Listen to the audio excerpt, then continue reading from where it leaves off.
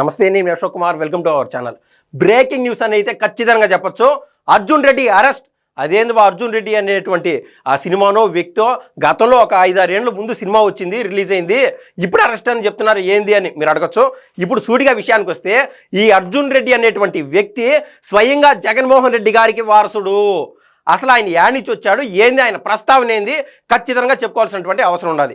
గతంలో జగన్మోహన్ రెడ్డి గారికి 151 మంది ఎమ్మెల్యేలతో నిండుకుండాల అసెంబ్లీలో అవాకులు చవాకులు వెళ్తా అయిన అడ్డమైన మాటలు మాట్లాడుతా అసెంబ్లీ సాక్షిగానే ఎన్ని దాష్టికాండాలు, దారుణాలు, బూతులు, అమలకలు అన్నీ చూసాం. అయితే అసెంబ్లీ సాక్షిగానే ఈ మేరకు జరిగినప్పుడు అసెంబ్లీకి వెలుపల ఏ మేరకు జరిగిందో మనం అయితే ఖచ్చితంగా మనకు గుర్తుండే ఉంటుంది. ఆ కోవలోకి వచ్చినటువంటి కొద్దిమంది వ్యక్తులే వర్రా రవీంద్రారెడ్డి గారు కావచ్చు, లేకుంటే బోర్గడ్డ అనిల్ కావచ్చు, లేకుండా ఉంటే రెడ్డి గారి పిల్ల అని చెప్పేటువంటి ఆ మహిళ కావచ్చు, ఇట్లాంటి వాళ్ళు ఎంతోమంది. అటువంటి కోవలోకి వచ్చినటువంటి వ్యక్తే ఒక అర్జున్ రెడ్డి. ఇటువంటి వాళ్ళని జగన్మోహన్ రెడ్డి గారు సేఫ్ జోన్లో పెడతా వచ్చాడనమాట. ఒక అర్జున్ రెడ్డి కావచ్చు, వర్రా రవీంద్రారెడ్డి కావచ్చు, ఇటువంటి వ్యక్తుల్ని స్వయంగా జగన్మోహన్ రెడ్డి గారి ప్యాలెస్ కేంద్రంగా ఒక బ్లాక్ కేటాయించి ఎక్కడ ఏమి ఎవరు ఎలా ఎంత మేరకు అనాలా, ఎవరిని అమ్మలక్కలు తిట్టాలా, సోషల్ మీడియా కావచ్చు, ఏమైనా ఎఫ్బీలో కావచ్చు బూతులు ఏ విధంగా తిట్టాలా, స్వయంగా షర్మిల గారి మీద ఆవిడ వేసుకున్నటువంటి బట్టల పైన ఏ విధంగా కామెంట్లు చేయాలా, ఈ స్క్రిప్ట్ అంతా చూసుకునేది అర్జున్ రెడ్డి. అసలు ఈ అర్జున్ రెడ్డి ఎవరు అంటే స్వయంగా భారతిరెడ్డి గారికి మేనల్లుడు అనే దానికంటే ముందు జగన్మోహన్ రెడ్డి గారికి బాబాయ్ అయినటువంటి వైఎస్ ప్రకాష్ రెడ్డి గారికి మనవడు. అంటే స్వయంగా జగన్మోహన్ రెడ్డి గారికి కొడుకు వరుస అనమాట.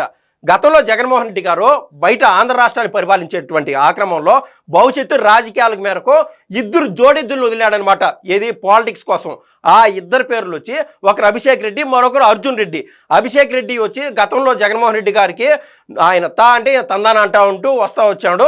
కాకుంటే ఆ దేవుడు ఏం చేశాడో ఏమో తెలియదు, ఆయన మనసు మార్చి వైఎస్ వివేకానంద రెడ్డి గారి హత్య కేసులో కుట్ర దాగిందని చెప్పి ఆయన ప్రెస్ మీట్ పెట్టి చెప్పగానే అప్పటి నుంచి జగన్మోహన్ రెడ్డి గారికి స్వయంగా వాళ్ళ తమ్ముడు వరుస అయినటువంటి అభిషేక్ రెడ్డి పైన ఆయనకి ఒక లోపల కలత మొదలైంది, ఆయన పైన వ్యతిరేకత మొదలైపోయింది. అప్పటి నుంచి ఏం టార్గెట్ అయిందో ఏమో, నిజంగా అది విధి వైపరీత్యం అనుకోవాలో ఏమో తెలియదు, కానీ అప్పటి నుంచి స్లో పాయిజన్ ఎక్కించి ఆయన చంపేశారు అభిషేక్ రెడ్డిని ఒక డాక్టర్ హోదాలో ఉన్నాకడ అని చెప్పి కొంతమంది అంటా ఉన్నారు. అది నిజమో కాదో మనకైతే తెలియదు. సరే, ఆయన ఒకవేళ జబ్బు వచ్చో ఏదో చనిపోయాడని మనం అనుకుందాం. అయితే జగన్మోహన్ రెడ్డి గారికి నేను చెప్పినటువంటి జోడెద్దులో ఉన్నటువంటి మరో వ్యక్తి పేరే అర్జున్ రెడ్డి. ఇన్ని రోజులు గత 5 ఏళ్లుగా సీన్లోకి ఎంటర్ కానటువంటి ఈ అర్జున్ రెడ్డి పైన ఒకవేళ ఈ కూటమి ప్రభుత్వానికి ఏమైనా కోపమో గేపమో అనుకుంటే గత 5 ఏళ్ళలో ఏ రోజు పేపర్లో వచ్చినటువంటి వ్యక్తి కాదు కదా. ఏదో ఇంట్లో ఉండి సైలెంట్గా ఉండేటువంటి వ్యక్తి పైన ఈ కూటమి ప్రభుత్వం ఎందుకు కక్షి కడుతుంది? కక్షి కట్టేటువంటి ప్రశ్నే లేదు. ఇక్కడ ఆయన చేసినటువంటి తప్పేందంటే గతంలో నారా లోకేష్ గారి పైన, అదేవిధంగా పవన్ కళ్యాణ్ గారి పైన, ఈవెన్ నారా చంద్రబాబు నాయుడు గారి పైన, వాళ్ళ కుటుంబ సభ్యుల పైన అవాకులు చవాకులు సోషల్ మీడియాలో అత్యంత గుజుప్సాకరమైన పోస్టులు పెడతా వచ్చారు. నేను చెప్పినటువంటి ఇప్పుడున్నటువంటి డిప్యూటీ చీఫ్ మినిస్టర్ కావచ్చు, ఐటీ మినిస్టర్ కావచ్చు, ఇప్పట్లో ఉన్నటువంటి చీఫ్ మినిస్టర్ కావచ్చు, వీళ్ళపైన లేడీస్ వేసుకునేటువంటి బట్టలు వేసి సోషల్ మీడియాలో పోస్టులు వేస్తూ వచ్చారు. అటువంటి వాళ్ళే ఈ అర్జున్ రెడ్డి అనమాట. ఈ వ్యక్తి పైన గతంలోనే 2024న కేసు రిజిస్టర్ అయింది. అయితే ఆ కేసు రిజిస్టర్ కాక మునిపే ఎన్డీఏ ప్రభుత్వం ఆంధ్రప్రదేశ్లో ఏర్పడినటువంటి ఆ క్రమంలో ఆయన ఇమీడియట్గా విదేశాలకు పారిపోయినాడు. ఆ విదేశాలకు పారిపోయినోడు ఇక్కడ ఆంధ్ర రాష్ట్రంలో వాళ్ళ కుటుంబ సభ్యులకో, వాళ్ళ చెల్లెలకో, అన్నకో, లేదా వాళ్ళ స్నేహితులకు ఏదన్నా గాయమో లేకుండా అంటే మరణమో జరిగినప్పుడు ఖచ్చితంగా రావాలి కదా. ఇటువంటి జరుగుతాయని తెలిసి కూడా ప్రాణం ఉంటే చాలరా అని చెప్పి విదేశాలకు పారిపోయినారు. ఏది ఏమైనా కూడా ఇన్నాళ్ళకు ఇండియాలో అడుగుపెట్టాడనమాట ఈ అర్జున్ రెడ్డి. ఇండియాలో హైదరాబాద్లోని శంషాబాద్ ఎయిర్పోర్ట్లో అడుగుపెట్టాడు. ఆయనకి తెలుసు ఆల్రెడీ ఈయనగానే ఈయన అడుగుపెట్టినప్పుడు ఆటోమేటిక్గా ఆయన అరెస్ట్ చేసి తీసుకెళ్తారని చెప్పి. అందుకే ప్రీ ప్లాన్గా జగన్మోహన్ రెడ్డి గారి యొక్క డైరెక్షన్లో ఆల్రెడీ జగన్మోహన్ రెడ్డి గారు పనిచేసేటువంటి ఒక లాఠీ మొత్తం పోయి శంషాబాద్ ఎయిర్పోర్ట్కి పోయింది. ఎందుకు? ఈ అర్జున్ రెడ్డిని కాపాడుకోవడానికి. ఎస్, మీరు అరెస్ట్ చేసేదానికి కుదరదు, ఎట్ట అరెస్ట్ చేస్తారు, ఈ లీగల్ పాయింట్లు అన్నీ మాట్లాడి ఆయన సేఫ్ జోన్ చేద్దామని చెప్పి. ఏదేమైనా కూడా పోలీసు వారు అతనికి 41A నోటీసులు ఇచ్చి ఖచ్చితంగా విచారణకు హాజరు కావాల్సిందే. ఎందుకు ఆ రోజు అటువంటి పోస్టులు పెట్టారు, నీ వెనకున్నటువంటి వ్యక్తులు ఎవరు అని చెప్పి ఈ పోలీసులు ఖచ్చితంగా విచారణ చేస్తారు.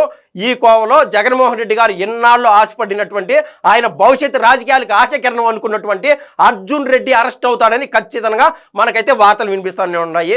అయితే ఈ సోషల్ మీడియాకి సంబంధించి ఆయన అరెస్ట్ అయినా కాకుండా కూడా ఈ సోషల్ మీడియా యొక్క ఆయన విపరీత బుద్ధి చూపించినటువంటి ఆ యొక్క వ్యవహారంలో వేరే యొక్క విషయంలో మెడ మీద కత్తి మాదిరి వేలాడుతూ ఉన్నది ఈ అర్జున్ రెడ్డికి అరెస్ట్ అవుతాడనేటువంటి విషయం. ఏంది అంటే గతంలో వైఎస్ వివేకానంద రెడ్డి గారి హత్య కేసులో ఏటుగా ఉన్నటువంటి సునీల్ యాదవ్ అతని స్వయంగా తమ్ముడి పేరు వచ్చి కిరణ్ యాదవ్. ఈ కిరణ్ యాదవ్ అదేవిధంగా ఈ అర్జున్ రెడ్డి బాగా జిగిరి దోస్తులు అనమాట.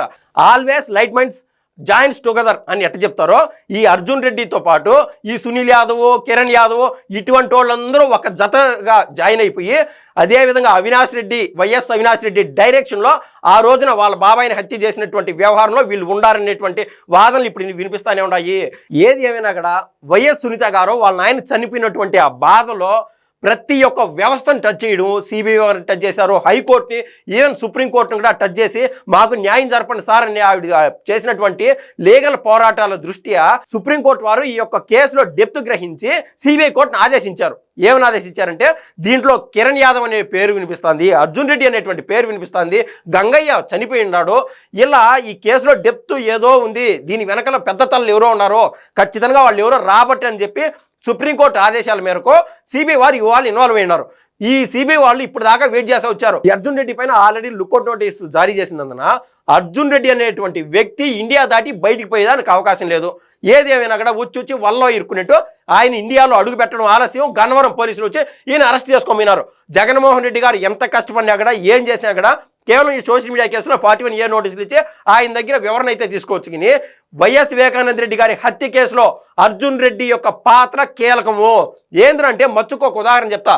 1:40 యొక్క సమయంలో వివేకం బాబాయ్ చనిపోయినారు అని చెప్పి కిరణ్ యాదవ్ నుంచి ఈ యొక్క అర్జున్ రెడ్డికి మెసేజ్లు రావడము, ఇలా ఫోన్ కాల్ కన్వర్సేషన్ జరగడము, ఇవన్నీ కూడా సిబిఐ ఆధీనంలో సిబిఐ నోటీసులో ఖచ్చితంగా గ్రహించున్నారు.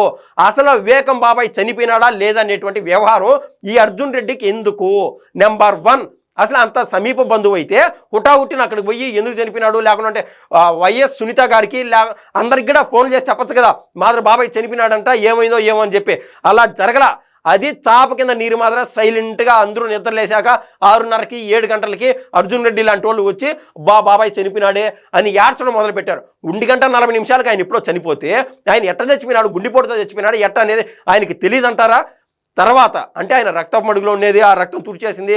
ఆ క్రమంలో వైఎస్ భారతిరెడ్డి గారి తండ్రి అయినటువంటి గంగిరెడ్డి అనేటువంటి వ్యక్తి డాక్టర్ హోదాలో ఆ కుట్లు వేసి దాన్ని ఏదో మాఫీ చేసేద్దాము, సరిపెట్టేద్దాం అనుకునేటువంటి వ్యవహారాలన్నీ కూడా చూసాం. సో ఏది ఏమైనా కూడా అర్జున్ రెడ్డి యొక్క పాత్ర వివేకం బాబాయ్ హత్య కేసులో కీలకంగా ఉంది. ఈ కోవలో ఈ సిబిఐ విచారణ దశలో అర్జున్ రెడ్డితో పాటు అతను వెనకలు ఉన్నటువంటి పెద్ద తలలు ఖచ్చితంగా బయటపడతాయి. అది వైఎస్ అవినాష్ రెడ్డి యొక్క ప్రమేయం కావచ్చు. వైఎస్ అవినాష్ రెడ్డి అనే పేరు ఈయన చెప్పినా చెప్పపోయినా కూడా ఆ రోజు ఆయన ఫోన్ కాల్ డేటాలు తీసి ఆ యొక్క కాల్ కన్వర్సేషన్ అన్ని కూడా పరిశీలిస్తే ఏమి జరిగింది, ఎవరు ఇన్వాల్వ్ అయినారనేది ఆటోమేటిక్గా బయటపడుతుంది. ఇప్పుడు కాదు కదా, ఇంకో 1-2 సంవత్సరాలు పోయినా కూడా పంటి కింద రాయి మాద్ర, మెడ మీద కత్తి మాద్ర జగన్మోహన్ రెడ్డి గారితో పాటు వైఎస్ అవినాష్ రెడ్డితో పాటు ఈ వైఎస్ అర్జున్ రెడ్డి ఎవరైతే వైఎస్ జగన్మోహన్ రెడ్డి గారికి వారసుడిగా చెప్పుకున్నామో ఈ వ్యక్తి కూడా ఖచ్చితంగా జైలు ఓచలు లెక్క పెట్టాల్సిందే అని చెప్పి ఖచ్చితంగా యావత్ పబ్లిక్ అంటూ ఇవాళ చర్చ చేసుకుంటున్నారు. ధన్యవాదాలండి.